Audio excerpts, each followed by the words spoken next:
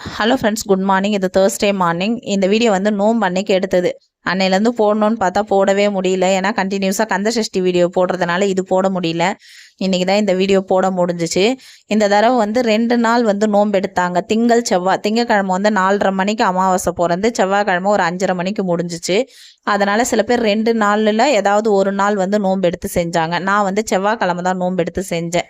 செவ்வாய்க்கிழமை மதியம் வந்து அமாவாசை ஃபஸ்ட்டு கும்பிட்டுட்டு அதுக்கப்புறம் தான் நோம்பு எடுத்து செஞ்சேன். அமாவாசைக்கு வந்து மாங்காய் முருங்கைக்காய் சாம்பார், உருளைக்கிழங்கு பட்டாணி வறுவல் செஞ்சு சாமியெல்லாம் கும்பிட்டாச்சு. அதுக்கப்புறம் நோம்பு எடுத்து செய்ய ஆரம்பித்தேன். நாங்கள் வந்து மஞ்சள் பிள்ளையார் பிடிச்சு அவருக்கு அர்ச்சனை பண்ணி தான் நோம்பு எடுத்து கும்பிடுவோம். சில பேர் வந்து எண்ணிக்கையில் வைப்பாங்க, 21 அந்த மாதிரி. எங்களது எல்லாமே அள்ளி வைக்கிறது. வெத்தலை, பாக்கு, பூ, விரலி மஞ்சள், அதிரசம் எல்லாமே 2 கையில் அள்ளி அள்ளி வைக்கணும். எங்கள் வீட்டு பழக்கம் அப்படி தான். ஒரு தட்டில் எல்லா பொருளும் அள்ளி வச்சுட்டு அதுக்கப்புறம் வந்து பிரசாதமாக வடை, பாயாசம், சுவியம் அது வரைக்கும் செஞ்சு சாமி கும்பிட்டாச்சு. என் ஹஸ்பண்டுக்கு வந்து சண்டே மண்டே 2 நாள் லீவ் இருந்துச்சு. டியூஸ்டே வந்து லீவ் இல்லை. நானே என் பசங்க அம்மா 4 பேர் தான் கும்பிட்டோம். அவர் இருந்திருந்தால் எனக்கு கயிறு கட்டி விட்டுருப்பாரு. அதனால் நானே கயிறு கட்டிட்டு பசங்களுக்கும்